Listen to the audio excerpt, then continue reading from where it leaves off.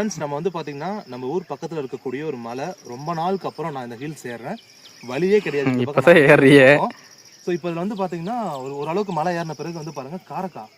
So இது வந்து 90களில் 80களில் அதாவது 1918 கிட்ஸ்ன்னு சொல்லுவாங்க இல்லையா, அவங்களுக்கு ரொம்ப ஃபேவரட்டான ஒரு பழம். ஏன்னா அவங்களுக்கு அப்போலாம் வந்து இந்த இப்போ நமக்கு கிடைக்கிற மாதிரி ஸ்நாக்ஸ்லாம் கிடைக்காது. எங்களுக்குலாம் இந்த மாதிரி தான். இது வந்து பார்த்தீங்கன்னா பழுத்துச்சுன்னா இன்னும் சூப்பராக இருக்கும்.